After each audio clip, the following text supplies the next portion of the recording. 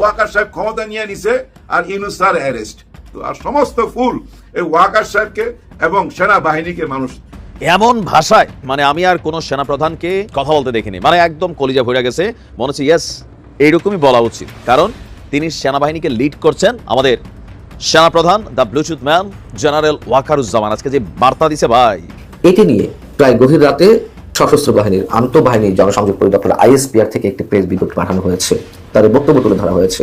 সেনাবাহিনীর যে অ্যাকশন দেখলাম, সেনাবাহিনীকে এই ধরনের ওপেন অ্যাকশন নিতে দেখা যায়নি খুব একটা।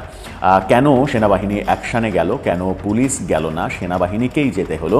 প্রধান উপদেষ্টার সাথে সেনাপ্রধান দেখা করলেন। প্রধান উপদেষ্টা বললেন, আপনি তো ক্ষমতা দখল করতে চান, আমাকে সরিয়ে দিতে চান। উত্তরে আর্মি চিফ জানালেন, শুরু থেকেই আমি আপনাকে। ডক্টর মোহাম্মদ ইউনূস এখন 3 দিক থেকে ফেসে গিয়েছে, 3 দিক থেকে গোল গোল করে ফেসে গিয়েছে, এবং একটা মাকড়সার জালের মধ্যে তিনি এখন ফেসে দাঁড়িয়ে রয়েছে। কিন্তু এই মাকড়সার জালের মধ্যে ফেসে গিয়ে মোহাম্মদ ইউনূস এখন ছটপট করছে, অথচ তিনি বুঝতে পারছেন না যে এই মাকড়সার জালে ফেসে যাওয়ার ফলে তিনি এখন যতই ছটফট করুন না কেন, যত বেশি ছটফট করবেন তত বেশি তিনি জড়িয়ে পেঁচিয়ে একেবারে লন্ডভন্ড করে ফেলবেন নিজের টোটাল নামটা।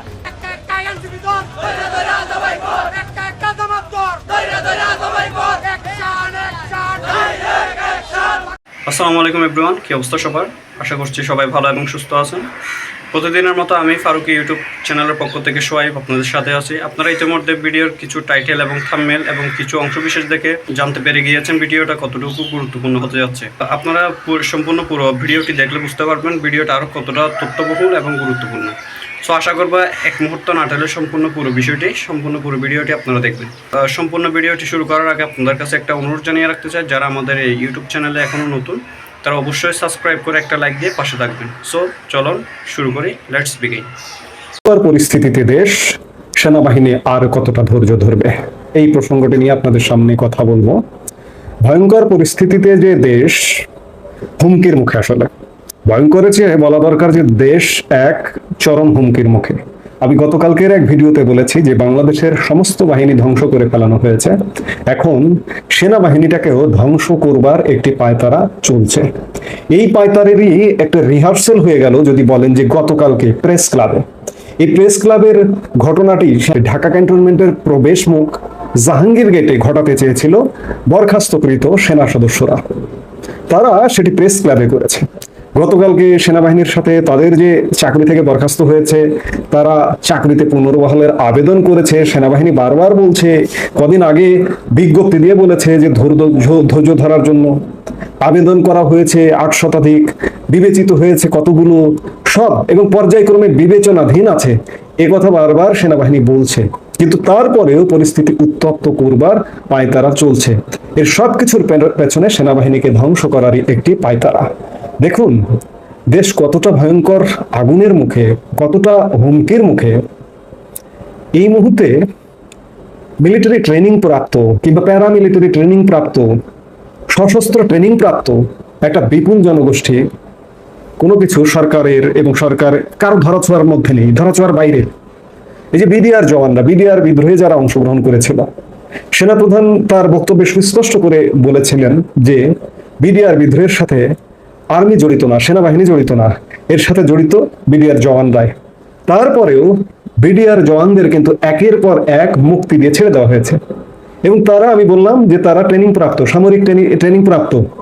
আবার আর্মি একটা শৃঙ্খলা বাহিনী, আর্মি থেকে বিভিন্ন সময়ে চাকরি থেকে নৈতিক স্খলনজনিত কারণে চাকরি থেকে এদেরকে বরখাস্ত করা হয়েছে। কেউ যদি বলে যে আওয়ামী লীগের আমলে দলীয়করণের কারণে, দলীয় বিবেচনায় এদেরকে বরখাস্ত করা হয়েছে, এটি বানোয়াট, মিথ্যে, ভিত্তিহীন কথা বলছে। সেনাবাহিনী, সামরিক বাহিনী এমন একটা বাহিনী, এটি একটি শৃঙ্খলা বাহিনী। এই বাহিনীতে শৃঙ্খলা পরিপন্থী কাজ করলে ছাড় নেই, সাথে সাথে বরখাস্ত করা হয়, এবং যাদেরকে বরখাস্ত করা হয়েছে তাদের আসলে আইন অনুযায়ী চাকরিতে ফেরবার সুযোগ নেই। তারা নানা রকম নৈতিক স্খলনজনিত কারণে তারা বহিষ্কার হয়েছেন, বরখাস্ত হয়েছেন। তারা আজকে চাকরি ফেরাবার দাবি করছেন, আন্দোলন করেছেন প্রেস ক্লাবে, যেটি জাহাঙ্গীর গেটে হবার কথা ছিল, এবং তাদের আন্দোলনকে সম্মান জানিয়ে তারপরেও সেনাবাহিনীর পক্ষ থেকে তাদের সাথে আলোচনা বসবার জন্য পদক্ষেপ নেওয়া হয়েছিল, এবং আলোচনার অংশ হিসেবে একজন জেনারেলের নেতৃত্বে একজন ব্রিগেডিয়ার জেনারেল নেতৃত্বে এই সেনা সদস্যদের সাথে আলাপও করেছে। কিন্তু আলাপ হলো, আলোচনা হলো, আলাপ আলোচনা শেষে তারা যখন ফিরে যাবেন তখনও এক প্রকার এই সামরিক বাহিনীর কর্মকর্তাদের উপর এক প্রকার এটাকে যদি হামলা বলেন তাহলেও ভুল হবে না, তাদের গাড়ির সামনে শুয়ে পড়া ইত্যাদি বিভিন্ন রকম ন্যাক্কারজনক ঘটনা ঘটানো হয়েছে। আমার শঙ্কা, আমার আতঙ্কের জায়গাটা এই যে যারা বরখাস্তকৃত সামরিক সদস্য কিংবা বিডিআর জওয়ান যারা, এদেরকে পৃষ্ঠপোষকতা দিচ্ছে কে, কিংবা এদেরকে আরো বড় ধরনের পৃষ্ঠপোষকতা দিতে পারে, এদের অর্থ অস্ত্র যোগান দিয়ে আরো বড় ধরনের নাশকতা ঘটাতে পারে এবং সেনাবাহিনীকে বিতর্কিত করবার নানা রকম ষড়যন্ত্র করতে পারে। সেই জায়গা থেকে আসলে সেনাবাহিনী কি করছে আমি বারবার প্রশ্ন করি। পৃথিবীর দেশে দেশে বিদ্রোহী গোষ্ঠীর সূত্রপাত হয় কিন্তু এসব থেকেই। এই সন্ত্রাসীরা, এই দুষ্কৃতকারীরা, তারাই বিভিন্ন বাহিনী থেকে বরখাস্তকৃতরায় এক সময় বিদ্রোহী গোষ্ঠীতে নাম লেখায়। এই যে মিয়ানমারের বিদ্রোহী গোষ্ঠী, সে দেশকে নাস্তানাবুদ করে ছেড়ে দিচ্ছে। এরকম পৃথিবীর বিভিন্ন দেশে এরকম বিদ্রোহী গোষ্ঠী তৈরি হয়। আমি শঙ্কিত, আমি ভীত, সন্ত্রস্ত যে এই যে সশস্ত্র ট্রেনিং প্রাপ্ত এদেরকে কেউ কেউ নষ্ট কাজের অ্যাসেট মনে করতে পারে, এদের পেছনে অর্থ ঢালতে পারে, এই যে এদের পেছনে অস্ত্র ঢালতে পারে, ঢেলে এদেরকে বিদ্রোহী গোষ্ঠীতে রূপান্তর করতে পারে এবং সেনাবাহিনীর প্রতিপক্ষ হয়ে দাঁড়িয়ে যেতে পারে তাদের অন্যায় আবদার মেটানোর ক্ষেত্রে।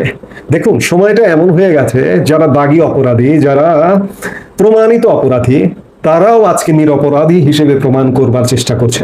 আমি কদিন আগে এক ভিডিওতে দেখলাম করোনাকালে করোনা সার্টিফিকেট কেলেঙ্কারি করেছিলেন এমন একজন ব্যক্তির নামও নিতে চাই না, শাহেদ, আপনারা সবাই জানেন। সেই শাহেদও ভিডিওতে এসে বলছে যে তিনি নিরপরাধ, নিষ্পাপ, তাকে অন্যায়ভাবে ফাঁসানো হয়েছে। এখন সময়টা কিন্তু এমন, এখন নিরীহ সাধারণ মানুষ, ভালো মানুষ, তাদেরকে অপরাধী হিসেবে ট্রিট করা হচ্ছে আর সন্ত্রাসীদের সর্বরাজ্য পরিণত হয়েছে। এই যে দেখুন, জেল থেকে জঙ্গিদের মুক্তি করে দেওয়া হয়েছে, জেল থেকে শীর্ষ সন্ত্রাসীদের মুক্ত করে দেওয়া হয়েছে। কাজেই দেশটা যদি বলেন যে একটা ভয়ঙ্কর অগ্নিগুরির মুখে এই মুহূর্তে অবস্থান করছে, তাহলে ভুল হবে না। যে এই মুহূর্তে দেশে আওয়ামী লীগের সব ধরনের রাজনৈতিক কর্মকাণ্ড বন্ধ আছে। বন্ধ আছে এই কারণে সরকারি নির্দেশে এটাকে বন্ধ করা হয়েছে।